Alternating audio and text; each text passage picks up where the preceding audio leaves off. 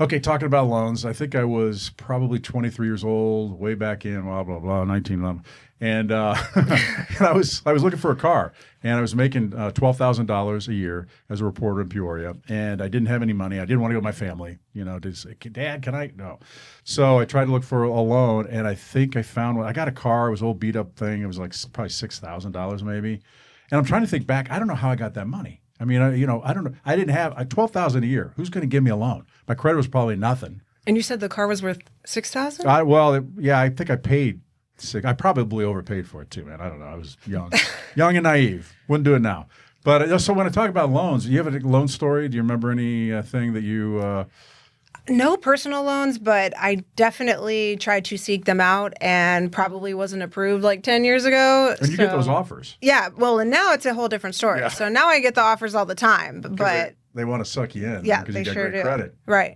Okay. Took a long time, but we're there now.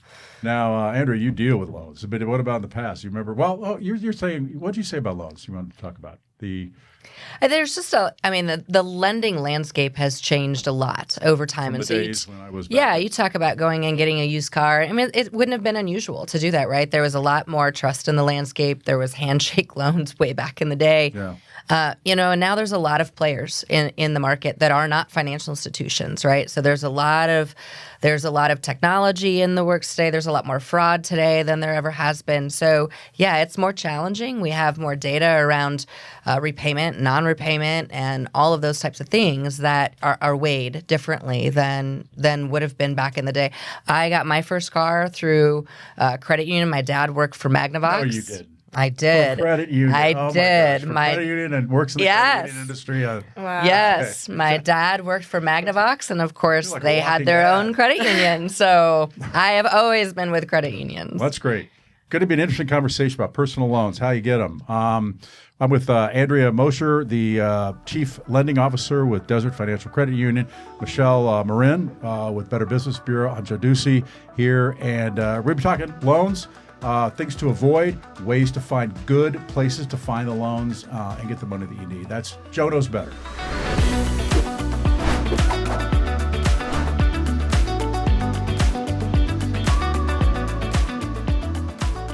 So I know typically one of the biggest reasons that people contact the Better Business Bureau, look at the website, I think, when they look at the algorithms, is concerning loans. And maybe looking for a place that has personal loans, you're looking for reviews and maybe complaining about it. I don't know. But I think we recently had a meeting, it was like the number one reason that people went to bbb.org. I just double checked it, and it is the number one business type that's being looked at right now. Number one business. So a lot of people looking for money, and I know after the holidays, we're recording this just before the holidays. After a lot of people spent money on credit cards, probably want to pay those credit cards off, looking for loans. Maybe you got a car repair that you need or whatever it is, and you're looking for personal loans online. Andrea Mosher with the Desert Financial Credit Union is here to talk a little bit about how you look for these loans, and we'll talk about some of the complaints that we're seeing, some of the scams, things to avoid, and the ways to look at it. Well, I guess the one, if some people stop listening and don't, but if people stop listening right now, what's the one thing you would tell people about when they're looking for a personal loan, what they should do? You need to understand when you're looking to take out money with someone, how protected are you? There are as I mentioned earlier, you have banks and credit unions, but you also have a lot of new players in the market over the last 10 years who are lenders, but they're not regulated lenders. And they don't have the same obligation to you to protect you, to provide you with documentation, to be regulated around fees that they charge you. And quite honestly, there's a lot of players in the buy now, pay later space. Yeah. Man, you see those everywhere. There's no regulation around that, right? So you can take out 10 of those, and they're not obligated to tell you when to pay or how to pay or that they're due. And before you know it, you've got all of this default that you weren't planning on having and you didn't even know was out there. And so most of it's cars with buy here, pay here, correct? That's right. All unsecured, right? Getting people when they really need that money and they're just desperate to get it, or that it's easy, so they push the button and there it is, right? So the buy now, pay later, do they not even put that in the small fine print? No. Wow. It's not reported. So there's nobody that really goes after them. No. I thought the Department of Financial Institutions would. I know they go after dealers maybe, but not maybe not, and it could be a separate entity sometimes, not Yeah. just the card, but they've affiliated themselves with a Right. financial right. arm. Well, and Right, and everyone, then- there's a lot of, if you go online and you type in loan, there's a bazillion different names that will come up that Yeah. you can apply for, right? And understanding that, they're not all institutionally regulated. And so you are going to run into things where if something doesn't go well and you try to contact someone and no one gets back to you, you're kind of out of luck. Like that's not part of what they're obligated to do for you. Yeah. It's important too to do your research, like know who you're communicating with, know You who can't say you're that too often, transacting. 'cause I want No. to get into some of those things later, but we need to say them That's right. throughout. If you type in Yeah. something that feels fishy to you, you will probably get some feedback that says, don't go with this person or don't go with this I want group. a loan. My credit sucks. What do I Yeah. have? And they come up, oh, hey, we can give you a loan for, we're not even going to check your credit. Yes. I would Can you recommend. get a loan without checking the credit? Well, you can, but I would ask questions about that, right? Sure. If they're not pulling credit, Yeah. they're not going to be in business very long, You're right. and they're probably not legit. Because So if- they yeah. don't know if they can take a risk on you. That's right. Well, so if they're promising or guaranteeing that you're going to be approved, that should be a red flag. That should be a red flag. yeah. Okay. I That just should wanna- be a red flag. Also, I know one other thing. And I don't think people are going to go to this step, but all lenders, legitimate lenders in the state, have to be registered, right? Correct. Licensed with probably the state. Maybe it is a financial institution. but State and federal. in any state, wherever your financial institutions, regulators are, they have Yep. to be. They have to be registered there. I don't know who's going to say who. Somebody. Here's the thing. I know people, and we see them all the time. In my old job, in our job here, people want it now. And they're not Yes. going to possibly take the time to go and say, okay, now are these? What's your real name? And are you with the financial institutions? Where can I find you to, But that's what you should be doing, and then you Yes. don't have those problems later. And some of the problems we're seeing. I want to go into a couple of those. The main thing, I think, a lot of what in the past were these advanced loan scams, advanced fees. First of all, you were saying that in most cases, they shouldn't be facing those things. Right. Go to what's expected. That's right. If someone is asking you to front money for a loan, you should pause and do some research.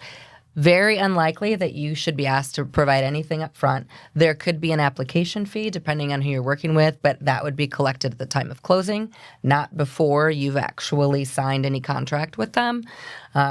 In mortgages, you have fees up front for appraisals and things like that. It's totally different, right?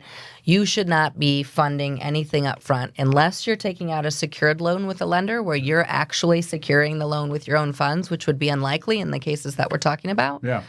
There really would be no reason to expect that you would be paying money up front. And if so, someone's asking you for money to give you money, take a pause. Thing. Take a pause and say no. Yeah. That's right. Let me just quickly go through things, and I want you to say red flag whenever you hear one. Okay. Okay. Okay. Said entire amount would be deposited into my checking account as soon as I paid for the wire transfer fee of $175. Red flag. Okay. Wire transfer fee $175 up front before anything, right? He wouldn't accept a transfer from my bank or a Cash App transfer either. He settled for a Bitcoin payment. Red flag. I was expecting that one. Red flag. Bitcoin payment. Then he said an insurance premium payment would be required prior to the loan funds being deposited. Red flag. Is that a thing though? No. Well, they require a loan. Yeah, insurance. You don't. Yeah, Yeah. that's BS. So they're just making things up at this Yeah. point. Okay. Again, he required a Bitcoin payment. Red flag. Then he said the good and service department required a payment of $425 because it was an unsecured loan. Red flag. The document he wrote was an obvious falsification. And then, okay. So that guy ended up losing $560. 4 or 5 red flags right there. Application fees at a max are usually $100, $125. And again, I'm probably not going to see them with financial institutions, may see them with online lenders. That would be the most I would ever expect to see. And again, you're not going to pay that up front. And how, are they asking for banking information to get that, or what's the transaction? I would- Why the banking information asked, Yeah. do you think? Well, if you're asking me and they're scammers, that's because they want to know how to get your money out, not how to put money in. But in a right? legitimate case, when they do need the fee, the application fee, what method of payment would they be asking that for in? Typically, it's funded through the loan itself, so you wouldn't necessarily Okay. be paying that up front. You should see on your documentation that that's part of the True Things That's lending really box. important It's part of the information. payoff loan. I mean, it's Yeah. part of the It's loan part itself. of the loan itself. It's added to the loan. Yeah. That's really important, people. If you're Yeah. if you're listening to this, if you're looking for a legitimate loan, personal loan, a lot of that's wrapped up into loan. Well, a lot of loans are that way. They're wrapped up in the loan and so some mortgages are that way. You don't pay them independently. That's right. And that's a big red flag, rather than just be part of the closing process. And don't ever pay someone for the opportunity to apply, right? So if someone's asking you for money yeah. Just to apply. and you're going to lose that if you're not approved, that's not a good deal. What about a credit check? Should you have to pay for a No, credit check? No. you can go to the credit bureau and get your credit report anytime you want. Another thing, don't pay for a credit check. You can do that on your own. Where would you say, I wanted to go into a couple more of these other ones. Anyone's, Michelle, the same kind of thing, right? The fee. One was, the bank account thing. Let me just get to that real quick, because a lot of them had that. Okay. I need a $10,000 loan for my credit card debt of 21 accounts of credit cards. Red flag. Yeah. You shouldn't have 21 cards. Right. But, okay. This was done over the phone by texting back and forth only. This was the text only situation where I thought that was very peculiar that this person got this far into the process by only communicating through text messages. I cannot say this strongly enough. Right. Don't ever give your bank account information via text. Know who you're working with. It is one thing if that is through an app with your financial institution and you know who you're talking to, you're planning on doing that, you've verified who you're talking to. Don't ever send your bank information through a text to a stranger on the other end that you have no idea who you're talking to.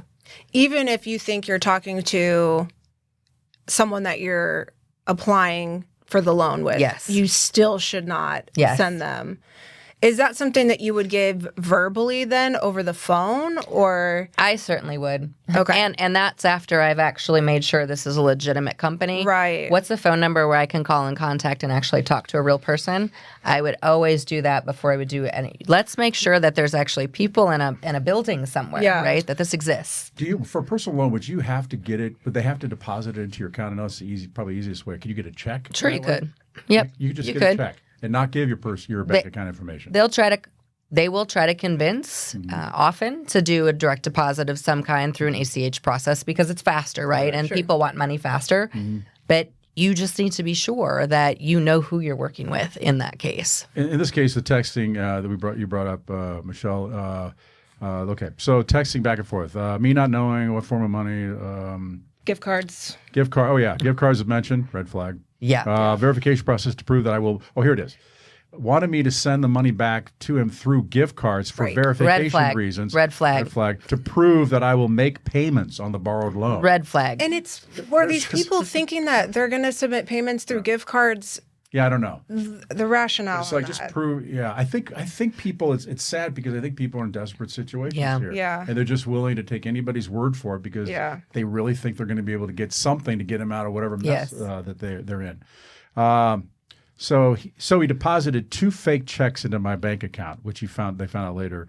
I guess just 2 checks in the bank account, you'd probably say that's a concern too. Why are Absolutely. They shouldn't need to deposit multiple transactions into your account. Yeah, and that's the other one. And that was the only difference, I think, because before we've done advanced fee loan scams for a while with all these extra fees, but now it seems like it used to be the employment scam really had that Yeah. fake check thing where they give you a fake check and then they make you pay some money for set up your remote office and the check's bad and your money's good. Same kind of thing here. Yep. You're sending your good money, the check's bad. Do they do it through check because it takes longer to process, and so it takes a little bit of time before the consumer realizes? That's absolutely why they do it. So Okay. the deposit sits in your account. They send you a second check. You automatically think the money's good because it's still in my account. It just hasn't processed all the way through to come back as fraud yet, right? So by then, you've already sent money back out against funds that aren't really in your account after all, and now you're negative and holding the bag. Yeah, and unless you had any money in the account, you write bad checks off of it.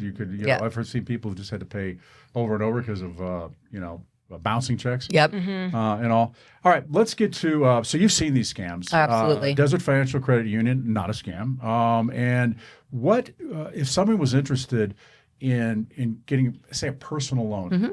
First of all, what are the issues possibly with getting a personal loan? I know, is it the unsecured part of that's a little more difficult? Yeah, absolutely. I mean, no collateral is always the riskiest type of loan that a lender does, and you want to make sure that you're doing business with someone who's going to pay you back. That's what we do. But there are ways to to do that. And it's very important to try to have a relationship with a financial institution. The more of a relationship you have, the better your chances are of getting a loan because you have history. You have a history of an account. You have history of transactions. You know someone you can talk to.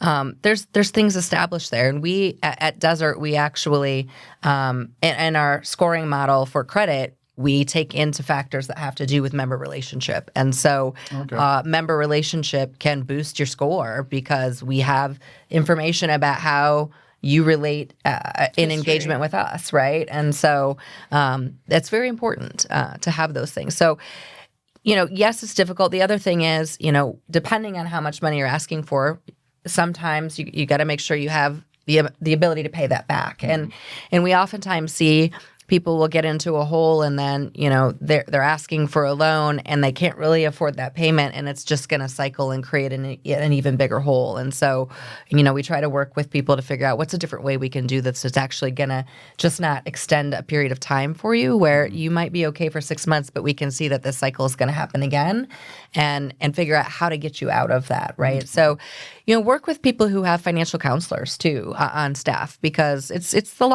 how did you get here and how can we help you never get there again? Well, that's kind of you had a question earlier about the online versus the. Yeah. Well, that was something that I was intrigued by because it seems like there's so many lenders that you can just find online, quick call on the phone, and you get that the consumer gets that immediate approval or very minimal intake or application process. And I think they're just, thriving off of the quick funds and the guaranteed of the quick funds. And so I guess the difference between going 100% online versus doing that brick and mortar banking institution where maybe they do have that finance counselor on staff or, someone that you can walk into and have a discussion with should something happen. It's not smoke and mirrors. I mean, you're there. Yeah. That's right. And you can even ask them about your online lender that you're looking at, right? Like that's a resource to say, let's look at this with you before you give them any more information. I think, and we'll go over a couple of these things. We don't have a whole lot more time, but I think bbb.org is a great place to look for lenders. And I know a lot of people do. There are online lenders that are good, yes, decent, yeah, there are, and are accredited with the Better Business Bureau, and you can trust those lenders. But they're probably not going to be the lenders who are going to say, we don't need your credit. Put money, we're going to put checks in an account, pay these fees up front, so you're not going to get, you probably won't get the promises of making all this money for very little effort. That's right. But that's there, bbb.org. Also online, just checking for reviews online, I guess. Where else would you suggest people go? I guess establishing a relationship maybe earlier with a bank or credit union like yours. Yep.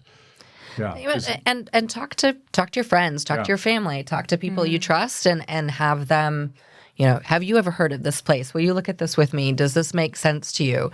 If it doesn't feel right, it's not right. I mean, that's the biggest thing to remember. If it's too easy, if you're in a situation where you're desperate to find funds and it's really easy, something's not right there. Okay, so what if I had this Lyft driver one time and we were in a casual conversation and I don't know, he got me on a good day. Sometimes you're silent with the Lyft driver and other times you're having a long conversation with the Lyft driver. Seat with him. Yeah. In the back. Right. Like, no. He got me on a good day. So we're talking and basically he was talking about a loan that he was going into and I don't even know how we got on this conversation, to be honest with you. And he just said that he felt like the person he was talking to were just giving him red flags. And so I guess, let's say you believe that you're talking to a legitimate business, but you still are, something's not sitting right.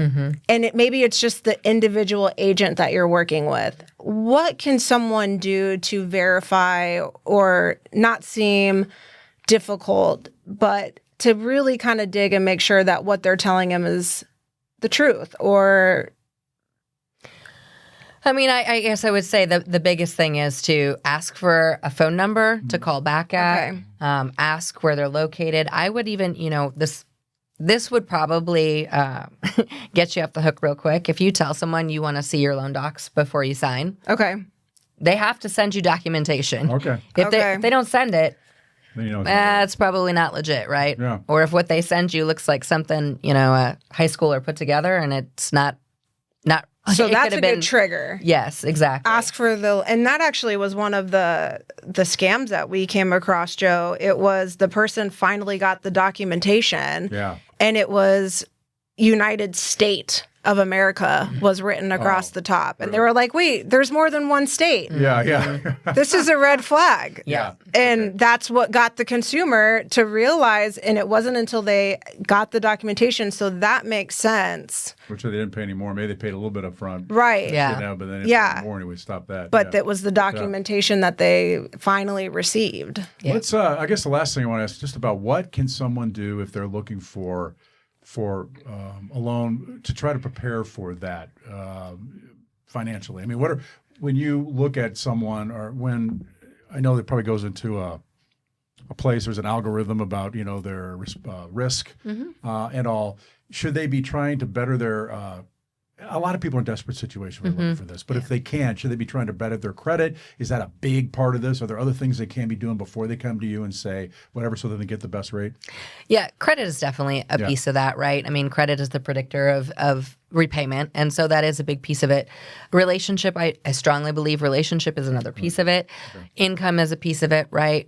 Understanding job stability, being able to talk about what got you in the situation, what are you doing to make sure that doesn't happen again? How do you know you're going to be in a better position with these funds? And having some dialogue, right? Okay. Understanding that there are people out there that will help you long term find the path that keeps you from repeating, right? We see that over and over again for folks that have gone to payday lenders or who have gone to fast cash type places. They're back there in 6 months because although they got the money to pay whatever that last bill was, nobody's helping them figure out how to get out of the hole that they've dug, right? So it's really about how do you find a trusted source that will help you find the behavior or find the path that will keep you from repeating it. Can you give me a ballpark figure? I'm going to put you on the spot here. A ballpark figure of what the rate might be for an average credit scored person. I know there are a lot of variables that go into it, but maybe there's a range. And I know what an average credit score is. On an unsecured loan. So I'd say you're looking at an average credit score somewhere between 660 and 680. Okay. In today's market, we all know rates are a little bit higher today than they have been. An average rate on that is going to be somewhere in the 10% range with a financial institution, right? Yeah. That sounds a lot lower than what I expected, actually. It's going to be higher with lenders that are not financial institutions. Right. And there are going to be promises that possibly lower than that with some of these that are scams. Well, that's the other thing. They could say 5% and they could pick a number. So I would say you're always going to get, when you get those offers and they always say rates as low as 199, 399, understand that if you look at the tiny, tiny print, they've done that for anybody who's an 840 or above. Understanding 850 is the highest score, right? So there's a very small population, but they use that to pull people in. And then once you've applied and you've gotten into the process and you find out you're going to get money, you're just so glad you're going to get money that you've given up caring about the 14 or 15 or 16% they're going to charge you. Yes. That wasn't the 199 or 299 that you took when you went and did the application. Great to say that. Great advice. All right, I think we're good. Andrea Mosier with Desert Financial Credit Union. Thanks for being here. Thanks for having me. Michelle Marin with BBB. I see you all the time, so I'll see you soon. Good luck if you're looking for a personal loan. Check with bbb.org. Check online for reviews, and just make sure that you know who you're going with is somebody that's legitimate. That's it. Before hiring, go to bbb.org, check reviews, and for accredited businesses that agree to operate ethically. And see all my podcasted videos, joeknowsbetter.bbbcommunity.org. I'm Joe Ducey with the Better Business Bureau, and I'll see you next time.